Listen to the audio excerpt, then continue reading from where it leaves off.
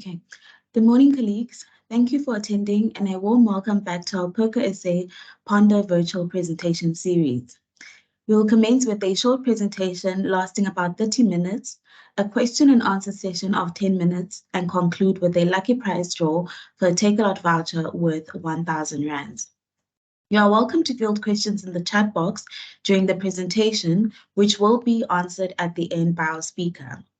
Colleagues, please note that the webinar is being recorded and will be up on our PURCO SA website for the colleagues who will not be able to join us now and those who wish to revisit the presentation afterwards. This morning, our guest speaker will enlighten us on a trending topic, greylisting. South Africa has been greylisted by the Financial Action Task Force as of February 2023.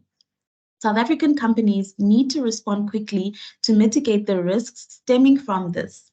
In this Ponder webinar, we will find out what this means and what needs to be done. Our guest speaker today, Mauro Forlan, is the Managing Director at Global and Local Investment Advisors. Mauro has well-rounded experience in the investment industry, having begun his career in 1994 as an administrative departmental head at an SA unit trust management company. He later built his own client investment consulting business, and in 2009, he merged his business with Global and Local. Mauro is currently the Managing Director at Global and Local Investment Advisors. He holds a postgraduate diploma in financial planning and an international capital markets qualification through the London Securities Institute and is a CFP. Thank you, Mauro, and welcome. Thank you, Aya. Good morning, everybody. I don't know if you can see my my presentation. Aya, if you can just give me an idea whether my presentation is visible. Yes, Mauro, it's visible. Brilliant. Okay. So, yes, thank you, Aya, and thank you, PURCO, for giving us the opportunity to chat to you today. My name is Mauro Forlan, and as I mentioned, I'm the Managing Director of Global and Local. And today we're going to be talking about the FATF greylisting on South Africa. We're going to go through some points.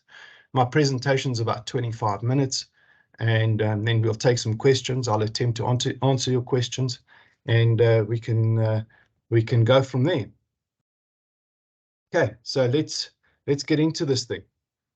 So I thought today I would just sort of give you a brief introduction into Global and Local, what we do and how we do it. From there, I think we need to look back a bit to understand the Financial Action Task Force and money laundering and what the implications of that is. And then I'll look at South Africa's relationship with the FATF, Financial Action Task Force. And then we'll dive into the greylisting, starting off with the reasons behind the greylisting. And we'll spend some time talking about the implications of that. And then, as I mentioned earlier, we'll answer your questions or try and answer your questions. And I'm going to say this, if I don't have the answer at hand, I'm going to ask Aya to collect your email address and I will then answer your question on email. It's quite a complex subject, so I've kept this very, very simple. And yeah, hopefully we can shed some light on this matter for you. Okay, so let's talk around this, right? So who is the Financial Task Force? What is money laundering? Well, the Financial Task Force, Financial Action Task Force, FATF, was started in 1989 by the G7 countries. And the objective was really just to develop policies to combat money laundering. Now, the G7 countries is the 7 most industrialized nations, and they being Canada, Germany, France, Italy, Japan, United Kingdom, and the United States. And the idea was there was a lot of money laundering going around at the time, and it was mainly committed by the organized crime syndicates, the mafia, and so on. In 2001, after the 9/11 attacks in New York, the objective was extended to include anti-terrorism financing. There were 16 members of FATF to start, and there's now about 39 members. So that gives you an idea, a little bit of what the FATF is and what its objective is. Let's look at money laundering. Well, money laundering is the process of illegally concealing the origin of money obtained from illegal activities. Okay, so let me just expand on that a little bit. If I am a organized criminal, and I do a transaction, that money must come to me without anybody knowing where it comes from and what the origin of the money is. There cannot be a paper trail. And I've got to then get it into the legitimate financial system in order to spend this money.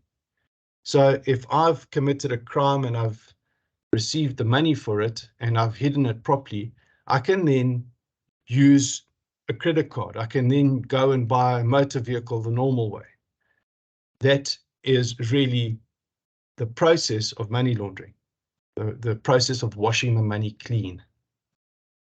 The definition includes embezzlement and tax evasion. And we've got to remember, the reason for including anti-terrorism financing measures is that terrorism acts are often financed through money laundering activities.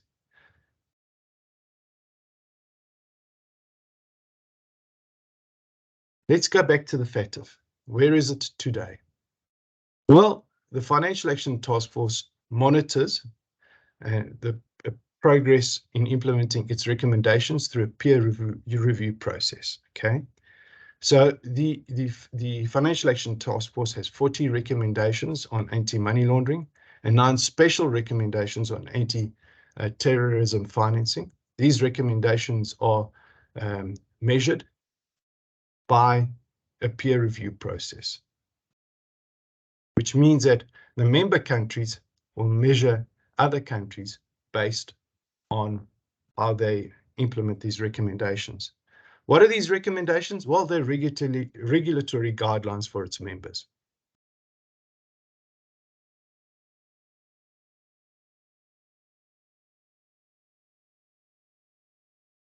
The Financial Action Task Force evaluates each country based on its technical compliance, in other words, its legal framework and the effectiveness.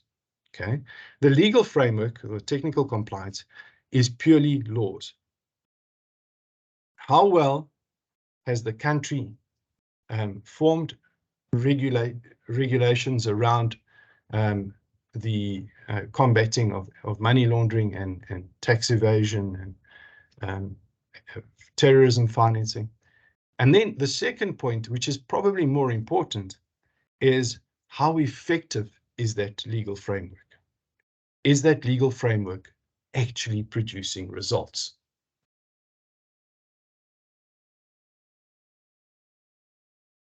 So in 2000, the Financial Action Task Force issued a list of non-cooperative countries or territories, or the NCCT, and this is known as the blacklist. These are countries that literally have never implemented anti-money laundering measures, or don't even answer anything with regards to anti-terrorism financing. On that blacklist, we have countries like Iran, Myanmar, and North Korea. And then there's a secondary list, which is jurisdictions under increased monitoring, or the grey list. Okay, and that's the grey list is what we're going to be talking about in a moment, and how South Africa has landed up on that list. Okay, South Africa's relationship with the FATF started in 2003. Prior to becoming a member, South Africa passed a bunch of laws. We all heard about the Financial Intelligence Center Act, FICA. Was made law in 2001 in a way to comply with FATF, and it has been ruled especially recently, October 2022, the Mutual Evaluation Report of South Africa by the FATF, which measured South Africa's effectiveness in our measures to combat money laundering and terrorism financing, they stated that South Africa has a solid legal framework. So if we go back to my previous mention that, the FATF measures technical compliance and effectiveness, our technical compliance is solid. We have the laws in place.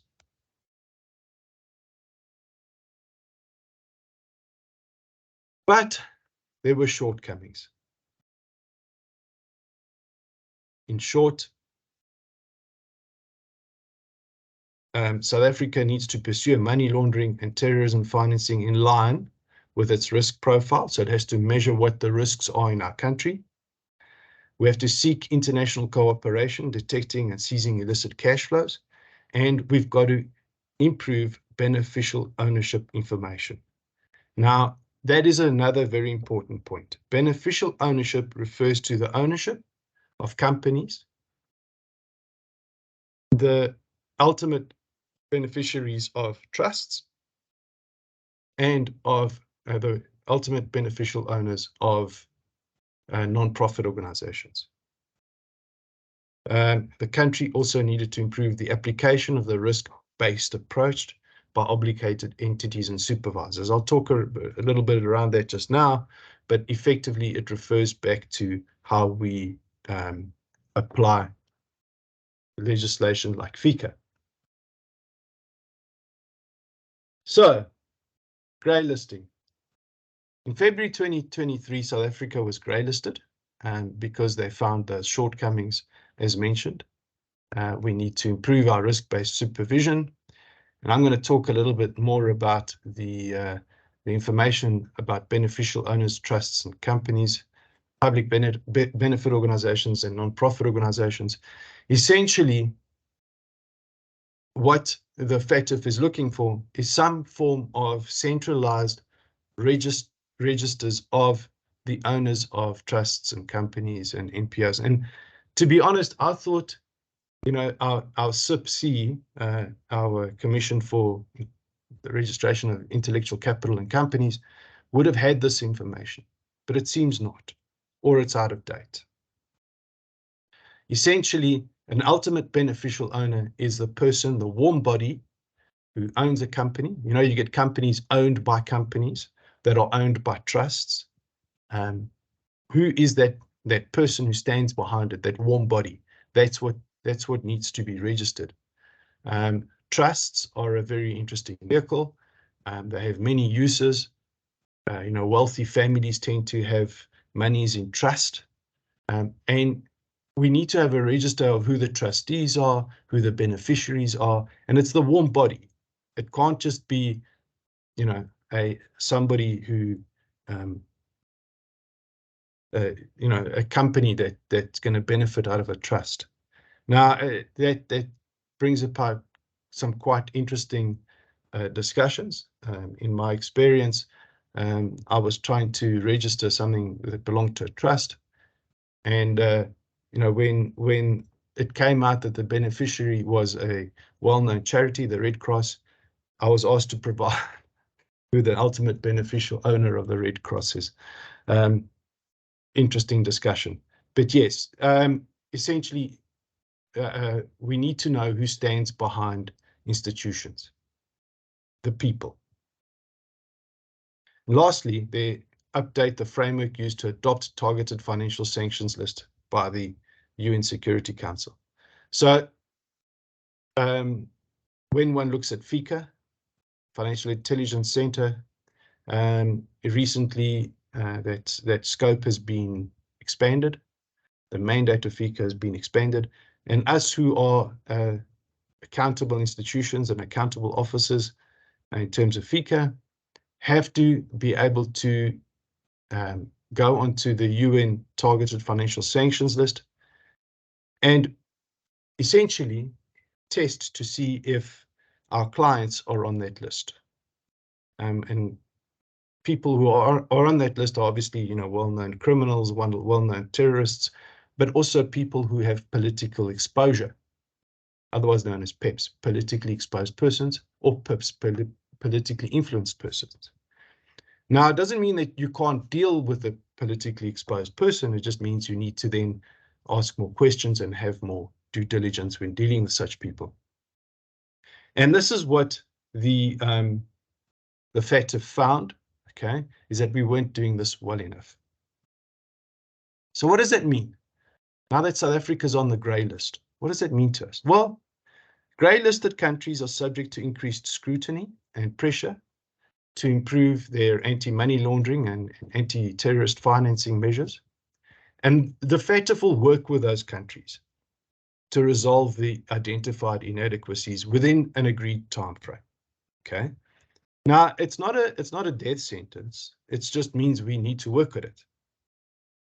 South Africa has agreed to resolve the 8 remaining strategic actions.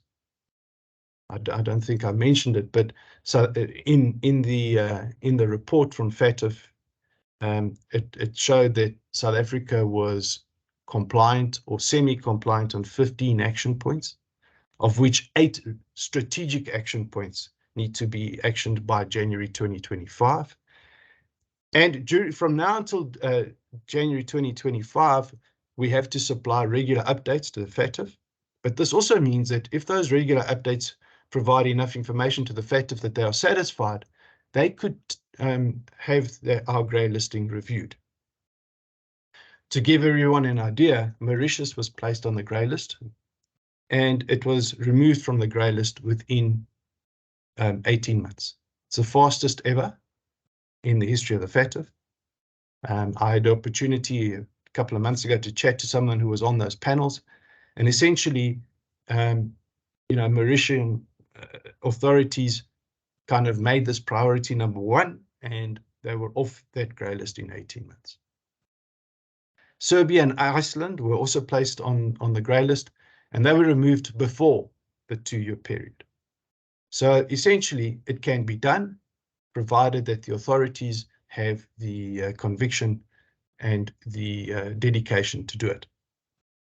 If we look at other countries like Yemen and Syria and the Democratic Republic of Congo, they've been on that grey list for at least the last 10 years. So it gives you an idea of what their commitment is.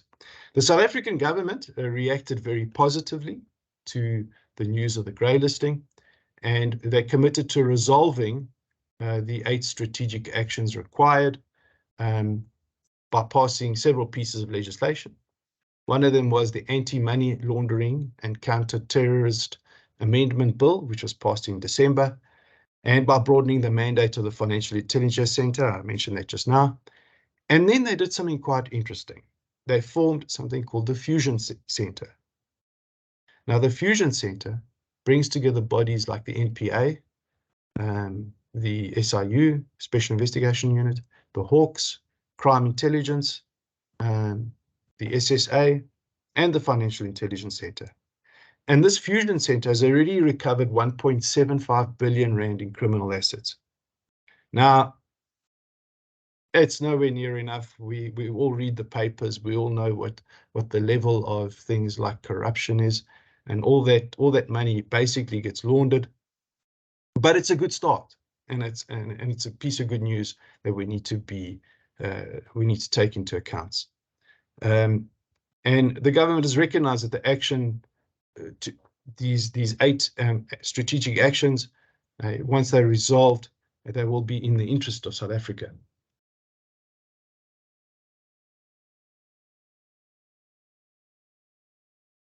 Grey listing does not automatically mean a sovereign risk downgrade. So if we just take a step back, in the last couple of years, we've seen that the ratings agencies, Fitch, S&P, and others, have been downgrading South Africa's sovereign risk rating. Okay, now a grey list does not mean we're going to be downgraded again. Okay, but the longer we remain on the grey list, the higher possibility of a risk rating downgrade there is.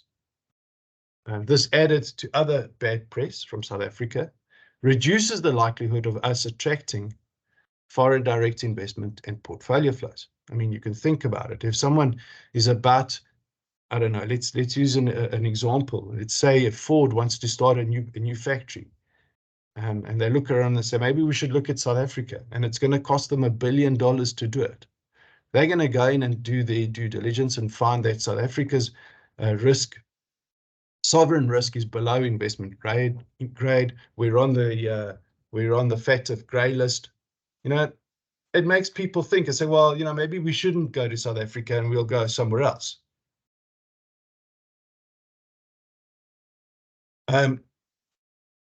Effectively, we will be subject to higher levels of due diligence. And in the end, if we stay on this grey list long enough, because of the higher perceived risk, any loans that the government will need to take will be at a higher cost, at higher interest rates. And if the interest rates are high enough, that could even affect our tax rates.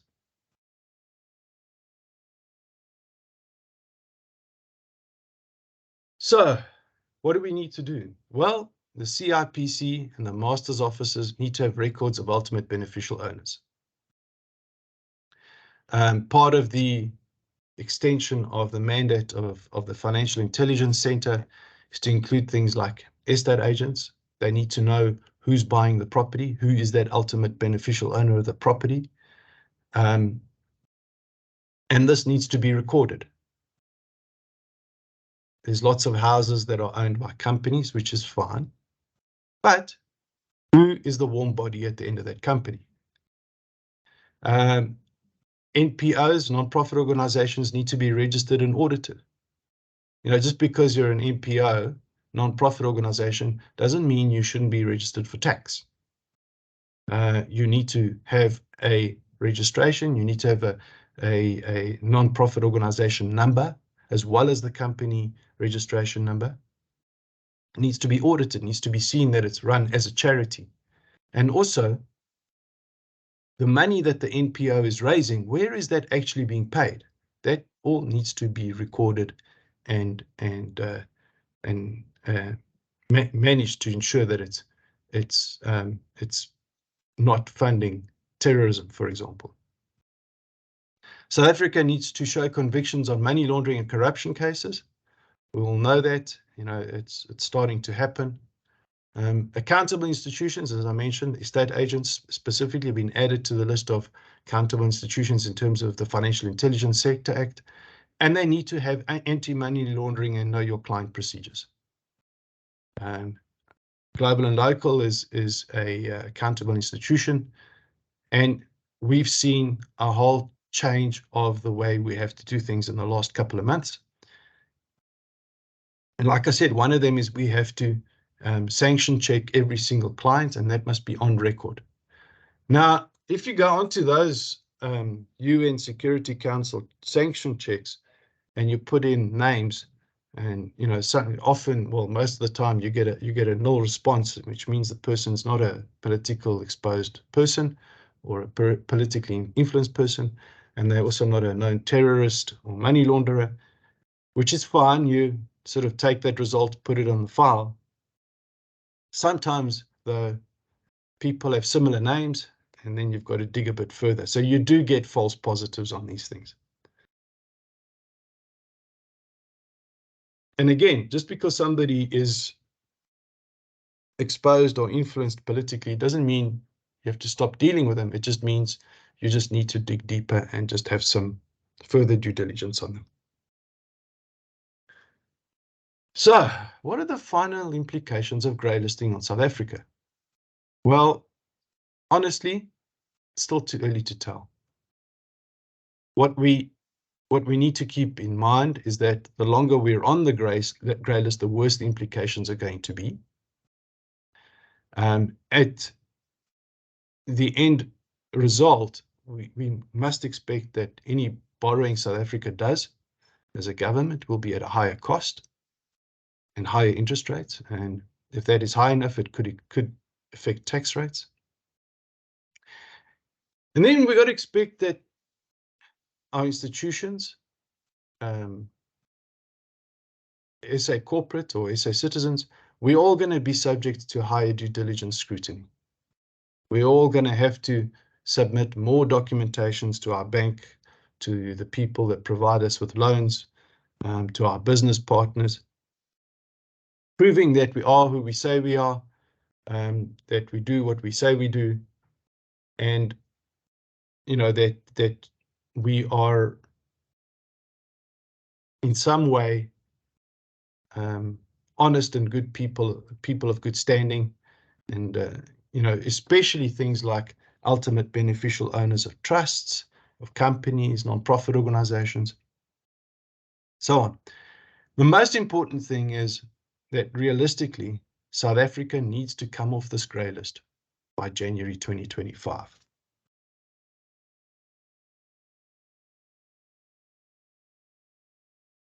I've kept this presentation very, very simple, as I've said.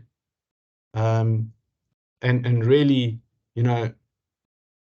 it's a very important matter, and it was actually announced yesterday by the head of the Reserve Bank, who, amongst other things, ended his discussion yesterday saying South Africa needs to come off this grey list by January 2025. Can I take some questions? All right. Thank you, Mauro, for sharing your knowledge and insights on grey listing with us this morning. So colleagues will now proceed with the question and answer session. Should colleagues wish to ask Mauro the questions, you can fill it in the chat box and he will answer it for the remainder of the webinar. So the first question is, hi, Mauro, are you sitting in the body that will remove SA in this grey listing? No, I'm not. No, I'm not. I'm purely an observer. I have had discussions with people that are involved with it, and they are quite committed to getting us off there. Okay, the next question is it too early to tell the impact of the grey listing on the rand? Yes and no. So the fact that we're on the grey listing hasn't helped the rand.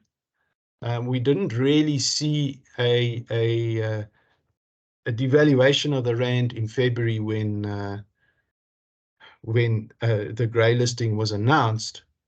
Where we saw big devaluation of the rand recently was when the US ambassador alleged that South Africa was giving weapons to the Russians. There we saw it, but it doesn't help. Let's be fair. It's another bad news story out of South Africa, and it's relatively easy for us to be able to just dedicate ourselves, get us off the grey list, and then it'll be a good news story for South Africa, and then in fact it might improve the rand. Okay, so the next question is, excuse me, what are the implications if South Africa is not taken off the grey list? Okay, so if South Africa is not taken off the grey list, the longer we're on the grey list, the worse it'll be. Effectively, we lose trust. So any country that wants to invest in South Africa, or any portfolio flows, there's huge investment portfolios out there that invest money in South Africa because our interest rates are high and the rand is liquid. They're all going to just subject us to higher levels of due diligence. Higher levels of due diligence come with a cost, and that might, first of all, discourage offshore investors to invest in South Africa in portfolio flows or foreign direct investments. The other thing we've got to remember is if South Africa is then, if we've lost a bit of trust, and if, for example, the South African government decides to launch a new bond and place it onto the financial markets, it'll have to increase the interest rates payable on that bond to make it attractive, which is more expensive. Okay. It's all of these kind of implications. Everything just becomes more expensive. But if we get off it quickly enough, it shouldn't have too much of an effect. But the trick is we need to get off this by January 2025. The next question is, Mauro, what are your thoughts on South Africa being able to get out of grey listing by January 2025, considering that Malta did it in a year and Mauritius within 18 months? South Africa had a year to correct issues, of which we still went into greylisting as the corrections were not completed. Okay, so the chance of us getting, government needs to be dedicated to this. Now, if we look at two different sectors here, and this is purely my opinion, I need to state this. So if you look at the private sector, if you look at the banks, the institutions, sort of the life insurance companies, the companies that fall under the FICA Act, we're pretty much compliant already and have been for a while.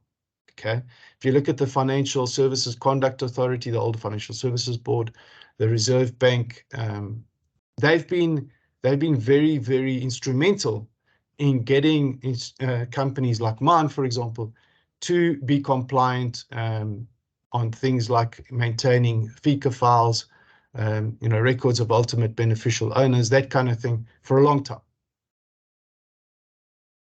Our problem is government. Our problem is getting, for example, SIPC to maintain their files, to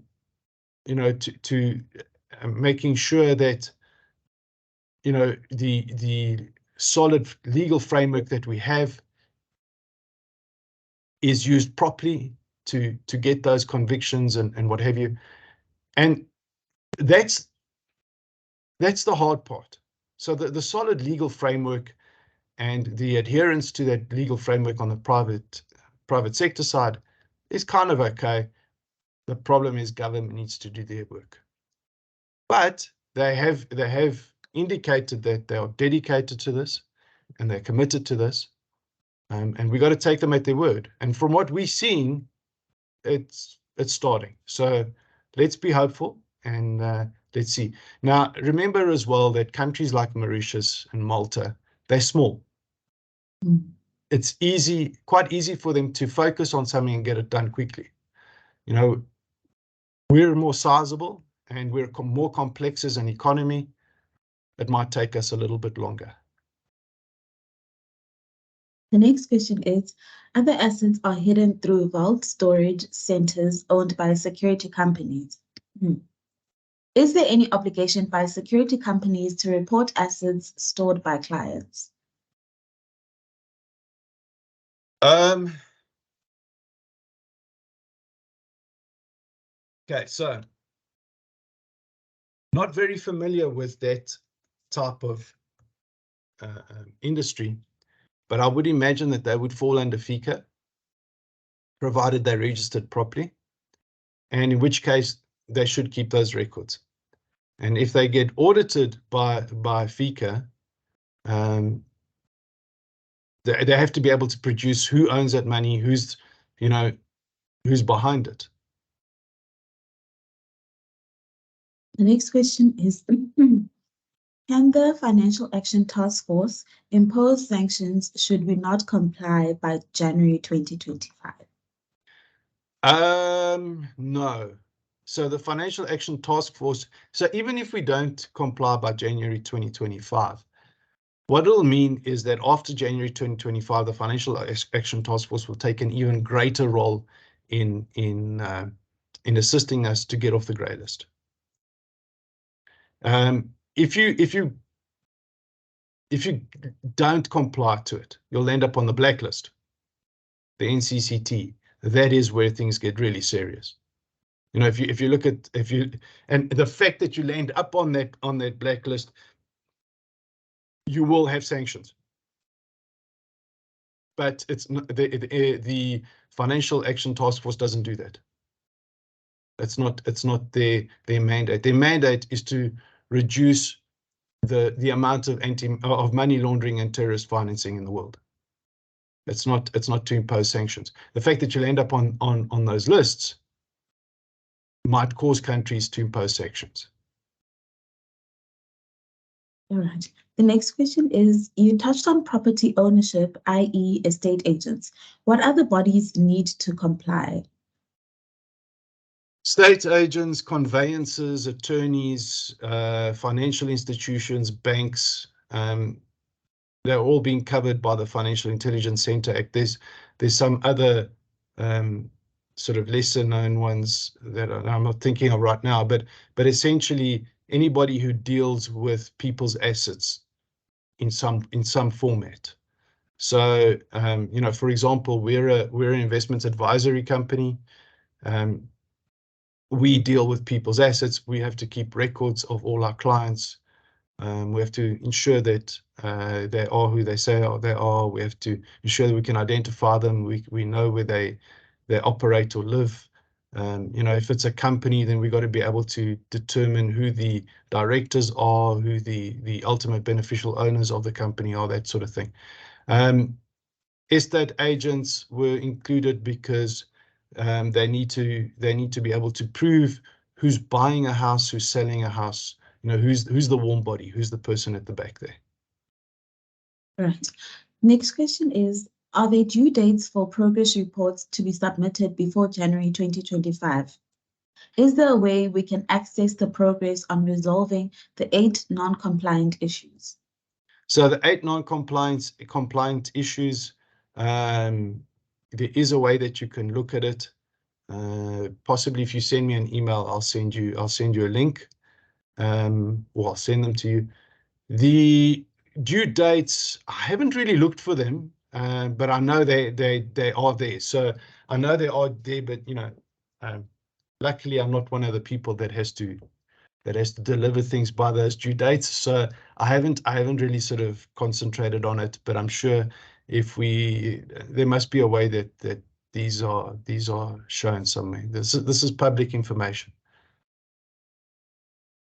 The next question is, what would you say are the main factors that led to South Africa being grey-listed? Essentially, it's this.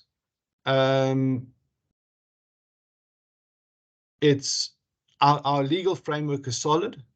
The effectiveness of that framework was called into question. So that's really the sort of sum total of it. And of those things, the most important things is the records of the NPOs, the non-profit organizations, and the ultimate beneficial owners. And there were some things in there when I read it kind of sounded a bit fluffy, like we have to cooperate with international bodies and other countries on these things. Those things I think are reasonably easy to fix. The effectiveness of the regulations is the hard one. You have to make the laws count at the end of the day.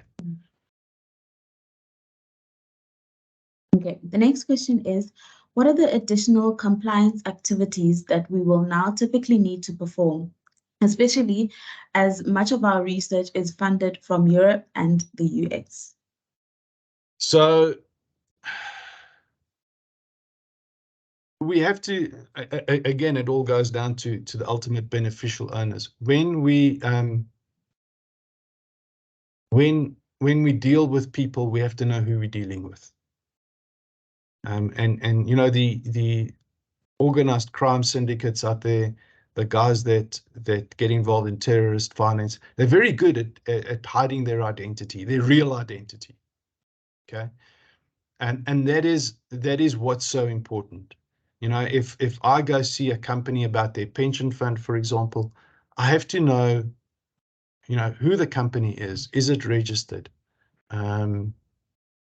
I have to know who the directors are. I have to be able to identify them. I have to know who the shareholders are. I have to be able to identify them. That's, I have to run sanction checks on them. So I have to check to see if they've been involved with, with government business at some point. Those are the things that, and if they've been involved with government business, how's it been conducted?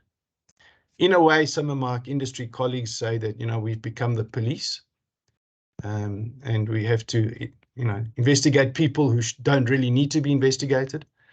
But that is the world we live in, unfortunately. There's a lot of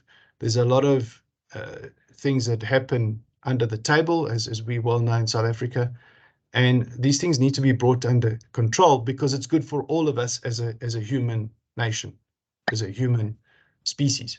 If if we all deal with each other honestly and in good faith, then these things wouldn't be required. But we don't. Okay, so the next question is, if we get out of greylisting next year, are we sure our government have done its work on registering all the companies you mentioned so we don't go back? Who is responsible for this compliance? Well, ultimately, government is responsible for this compliance, but it's also, you know, the measures, as I've mentioned, we're responsible as South African citizens and accountable institutions and so on. And there are various departments that have to work on this. So, you know, sort of the Treasury has to work on it, the Reserve Bank has to work on it, the law enforcement agencies and the intelligence sectors, they have to all work on it. But ultimately, it's the commitment of Cabinet on this that will get us off the list and will keep us off the list. All right, thank you, Mauro. I don't see any more questions in the chat box, but if one pops up, I'll just go back and ask. So colleagues, thank you so much for a very engaging question and answer session. We'll now proceed with the lucky prize draw, where one of you will walk away with a 1,000 Rand Take-A-Lot voucher. So the winner of our draw is Claudia Silva, the account manager at First Technology Western Cape. Congratulations, Claudia. A Take-A-Lot voucher with 1,000 Rand will be yours. So colleagues, there are no more questions. So I'd just like to give a reminder that before we end the session, our webinar is being recorded and will be made available on our website later today. An email will go out to all the colleagues with the link to the recording on our website. Colleagues, that brings us to the end of our webinar this morning. Thank you so much for attending, and thank you to our guest speaker, Mauro Follen, for sharing Can I his add one insight last thing, on please, Aya? greylisting. Sure. So thank you. This morning has been very nice to be able to speak to you. If any of you need investment advice, please get hold of us on 011486 2500 or by visiting our website, globallocal.co.za. If there's companies out there that need help with their pension fund, please get hold of us. Again, it's been great speaking to you this morning. Have a good day, and hopefully we'll speak to you soon. Thank you, colleagues, and thank you, Mauro. Goodbye. Thank you, Aya.